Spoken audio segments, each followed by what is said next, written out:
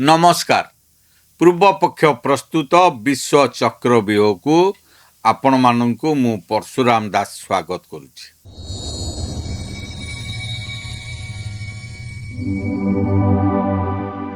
दर्शक बंधु 1971 मसीह बांग्लादेश मुक्तियुद्ध रे भारत ठारू अति अपमानजनक पराजय परे पाकिस्तान नौसेना बंगोपसागर संपूर्ण भावे निश्चिन्न हो जाइथला।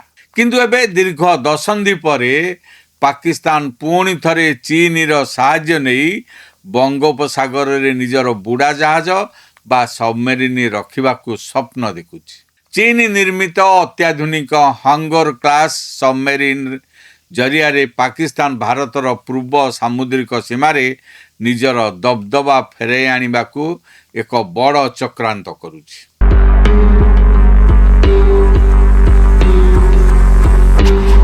पाकिस्तान नौसेनार जड़े वरिष्ठ कमांडर उमर फारूक कोलंबोर एक न्यूज आउटलेट को साक्षात्कार दे खोलाखोली कहिसंदी जे एही नुआ बुड़ा जहाज आसीबा परे पाकिस्तान एबे बंगोपसागर रे सबुदिन पई निजर सामरिक उपस्थिति बजाय रखिबो।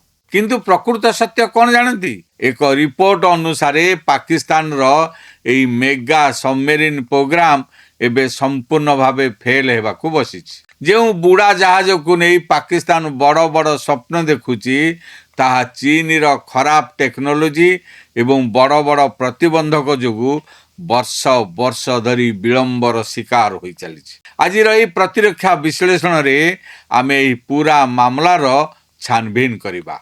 आपण माने देखुतांतु पूर्व पक्ष प्रस्तुत विश्व चक्रव्यूह। आपण मानकु मोर अनुरोध आम चैनल को लाइक करंतु, सब्सक्राइब करंतु आ बंधु मानक सहित अधिक अधिक शेयर करंतु। दर्शक बंधु प्रथमे आमको यह जानिबा को हेबो जे एई बुड़ा जहाजर ना हंगर काहींकी रखा जाइछि। या पछरे 1971 मसीहा युद्धर एक कला एवं दुखदायक इतिहास रहिछि। 1971 युद्ध समय पाकिस्तान रो तत्कालीन फ्रेंच निर्मित हंगर सबमेरिन भारतीय नौसेनार एक प्रसिद्ध युद्धपोत आईएनएस खुक्री उपरे गुप्त आक्रमण करी ताकू समुद्र रे बुड़े देइथिला। एही दुखद घटना रे भारतर अनेक वीर जवान शहीद हो जाइथिले। पाकिस्तान निजर से पुराना ऑपरेशन को गर्वर सह देखैबा पई एवं भारत को उस्कैबा पई चीन ठारू किणुथिबा नुआ बुड़ा जहाजर मध्य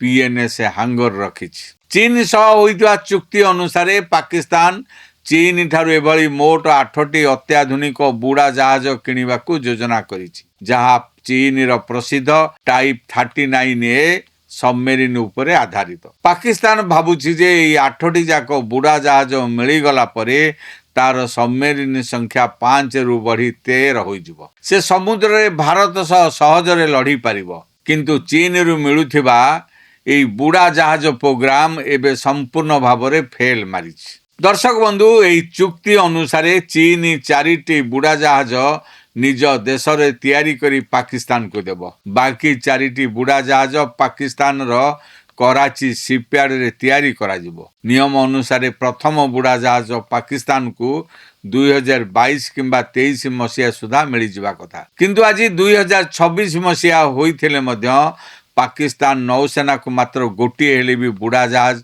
सठिक भाव हस्तांतर करि पारि नाही। एही प्रोजेक्ट प्राय 4 रु 5 वर्ष विलंब चली। एही विलंब पछर सबुठारु बड़ कारण हेउची एहार इंजिन। चीन एही बुड़ा जहाज रे जर्मनर अत्याधुनिक MTU 396 डीजेल इंजिन लगाइबाकू प्रतिश्रुति देइथिला। किंतु पाकिस्तान रो आतंकवादी कार्यकलाप चीन रो साम्राज्यवादी नीति को देखी जर्मन सरकार एही इंजिन रो रप्तानी उपरे संपूर्ण प्रतिबंधक बे लगेई देइछन्ती। जर्मनी सीधा सीधा मना करी देला जे से निजर प्रतिरक्षा इंजिन पाकिस्तान किंबा चीन को देबो नाही। जर्मन मना करिबा परे चीन निजर एक स्थानीय खराब क्वालिटीर इंजिन एथिरे लगाइबाकू चेष्टा करूछि, जाहाकू नै पाकिस्तान नौसेना निजे संतुष्ट नहीं। कारण चीन रो इंजिन बहुत जोर रे शब्द करे, जहा फल समुद्र भितरे भारतीय सोनार सिस्टम या बहुत सहज रे धरी नब। एबे प्रश्न आसुछि ନିଜ ଦେଶରେ ଖାଇବାକୁ ପଇସା ନଥିବା ପାକିସ୍ତାନ ହଠାତ୍ ଆରବ ସାଗର ଛାଡ଼ି ଭାରତର ପୂର୍ବ ପଟେ ଥିବା ବଙ୍ଗୋପସାଗରକୁ କାହିଁକି ଆସିବାକୁ ଚାହୁଁଛି? ଏହା ପଛରେ ଏକ ବଡ଼ ଜିଓ ପଲିଟିକାଲ ଚକ୍ରାନ୍ତ ରହିଛି। ବର୍ତ୍ତମାନ ସମୟରେ ଭାରତର ପୂର୍ବ ନୌସେନା କମାଣ୍ଡ ବିଶାଖାପାଟଣାରେ ଅବସ୍ଥିତ ରହିଛି। ଭାରତର ସବୁଠାରୁ ଗୁପ୍ତ ଏବଂ ଶକ୍ତିଶାଳୀ ପରମାଣୁ ବୁଡ଼ା ଜାହାଜ INS ଅରିହନ୍ତ ମଧ୍ୟ ଏହି ଅଞ୍ଚଳରେ ହିଁ ଅପରେଟ୍ କରେ। ଏହା ବ୍ୟତୀତ ଆଣ୍ଡାମାନ ଓ ନିକୋବର ଦ୍ୱୀପପୁଞ୍ଜ ମଧ୍ୟ ଏହି ସମୁଦ୍ରର ଅତି ନିକଟରେ ରହିଛି, ଯେଉଁଠାରୁ ଭାରତ ସାରା ବିଶ୍ୱର ବାଣିଜ୍ୟ ପଥ ଉପରେ ନଜର ରଖୁଛି। ବଙ୍ଗୋପସାଗର ଦେଇ ଭାରତ, ବାଂଲାଦେଶ, म्यांमार, ଥାଇଲାଣ୍ଡ ଏବଂ ଇଣ୍ଡୋନେସିଆ ଭଳି ଦେଶଗୁଡ଼ିକ ମଧ୍ୟରେ ବିରାଟ ଶକ୍ତି ଓ ବାଣିଜ୍ୟିକ କାରବାର ହୋଇଥାଏ। ଚୀନ ଚାହୁଁଛି ଯେ ପାକିସ୍ତାନର ଏହି ବୁଡ଼ା ଜାହାଜଗୁଡ଼ିକୁ ବଙ୍ଗୋପସାଗରରେ ରଖି ଭାରତୀୟ ନୌସେନାର ଗତିବିଧି ଏବଂ ଭାରତର ବାଣିଜ୍ୟ ପଥ ଉପରେ ଗୁପ୍ତଚରୀ କରିବା ପାଇଁ। ବିଶେଷ କରି ବର୍ତ୍ତମାନ ବାଂଲାଦେଶ ସହ ପାକିସ୍ତାନର ସମ୍ପର୍କ ସାମାନ୍ୟ ମଜବୁତ ହେଉଥିବାରୁ ପାକିସ୍ତାନ ଭାବୁଛି ଯେ ସେ ବାଂଲାଦେଶ ସାହାଯ୍ୟ ନେଇ ସମୁଦ୍ର ଭିତରେ ନିଜର ଆସ୍ଥାନ ଜମେଇ ପାରିବ। କିନ୍ତୁ ଭାରତୀୟ ନୌସେନାର ଶକ୍ତି ଆଗରେ ପାକିସ୍ତାନର ଏହି ସ୍ୱପ୍ନ କେବଳ ଏକ ଦିବା ସ୍ୱପ୍ନ ଭଳି ମନେ ହୁଏ। ପାକିସ୍ତାନ ଯେଉଁ ହଙ୍ଗର ସବମେରିନ୍ ପାଇଁ ଡେଉଁଛି ସେଥିରେ AI ଟେକ୍ନୋଲୋଜି ରହିଛି, ଯାହାଦ୍ୱାରା ବୁଡ଼ା ଜାହାଜଟି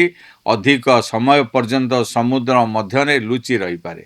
କିନ୍ତୁ ଭାରତ ମଧ୍ୟ ଏହାର ଉପଯୁକ୍ତ ଜବାବ ପ୍ରସ୍ତୁତ କରିସାରିଛି। ବର୍ତ୍ତମାନ ଭାରତୀୟ ନୌସେନା ପାଖରେ 16ରୁ ଅଧିକ ଅତ୍ୟାଧୁନିକ ଆଟାକ୍ ସବମେରିନ୍ ଏବଂ 3ଟି ଶକ୍ତିଶାଳୀ ପରମାଣୁ ବୁଡ଼ା ଜାହାଜ ରହିଛି। ଭାରତର କଲଭରୀ କ୍ଲାସ୍ ବୁଡ଼ା ଜାହାଜଗୁଡ଼ିକ ପାଇଁ ଆମର ଦେଶୀ ସଂସ୍ଥା DRDO ନିଜର AIP ସିଷ୍ଟମ ପ୍ରସ୍ତୁତ କରିସାରିଛି, ଯାହା ଚୀନର AIP ଠାରୁ ବହୁ ଗୁଣରେ ମଜବୁତ ଓ ଶାନ୍ତ।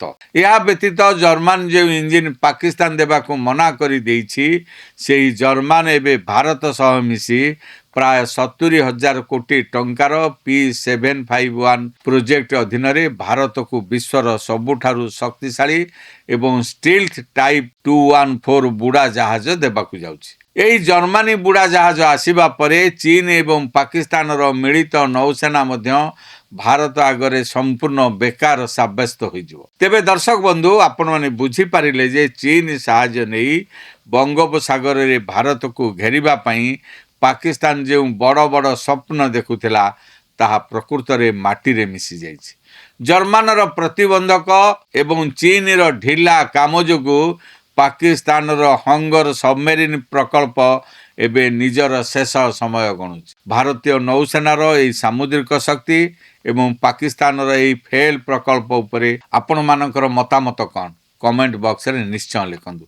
ଭିଡ଼ିଓଟିକୁ ଲାଇକ୍ ଏବଂ ବନ୍ଧୁମାନଙ୍କ ସହିତ ଅଧିକରୁ ଅଧିକ ସେୟାର କରନ୍ତୁ। ପ୍ରତିରକ୍ଷା ଜଗତର ପ୍ରତିଟି ବଡ଼ ଖବର ସବୁଠାରୁ ପ୍ରଥମେ ଓଡ଼ିଆରେ ପାଇବା ପାଇଁ ଆମ ଚ୍ୟାନେଲ ପୂର୍ବ ପକ୍ଷକୁ ଏବଂ ପୂର୍ବପକ୍ଷ ପ୍ରସ୍ତୁତ ବିଶ୍ୱ ଚକ୍ରବ୍ୟୁହକୁ ସବସ୍କ୍ରାଇବ୍ କରିବାକୁ ଜମାରୁ ଭୁଲନ୍ତୁ ନାହିଁ। ଆଜି ପାଇଁ ଏତିକି। ପୁଣି ଦେଖାହେବ ଏକ ନୂଆ ବିଶ୍ଳେଷଣ ସହ। ରହୁଛି, ନମସ୍କାର।